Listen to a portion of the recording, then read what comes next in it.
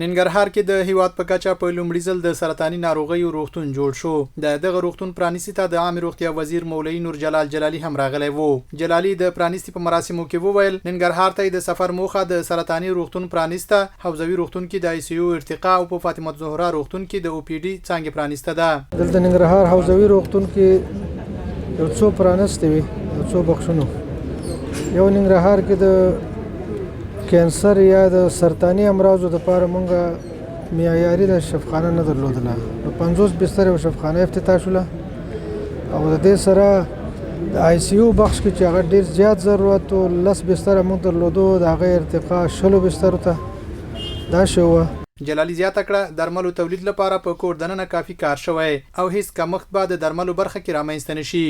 په الحال لپاره درملو خو مونږ افغانستان خپل تولیدات لرو، مونږ معیاري تولیدات لرو. څلور فابریکې د دوا زمونږ داسې دي چې هغه د جی ام پی سرټیفیکټونه لاسته کړي دي، مونږ ورکړي دي، نور هم تشویق کړي دي دې ته چې هغه هم د معیار ته ځان ورسوي.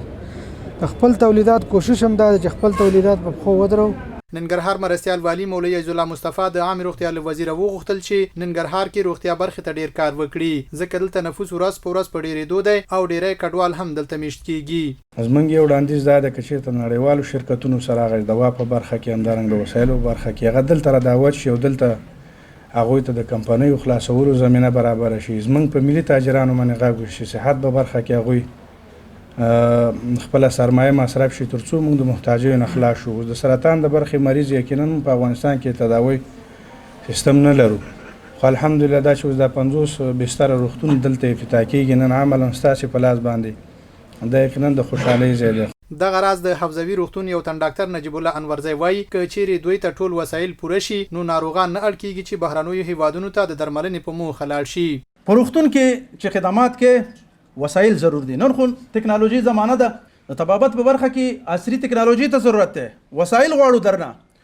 دغه ټول چې ناست دي دوی په نمائندګۍ دا خبره کوم، د خپل ولایت په نمائندګۍ، د حوزوي شفاخانې په نمائندګۍ، د ټولې حوزوي کتلې په نمائندګۍ دا خبره کوم، وسایل غواړو.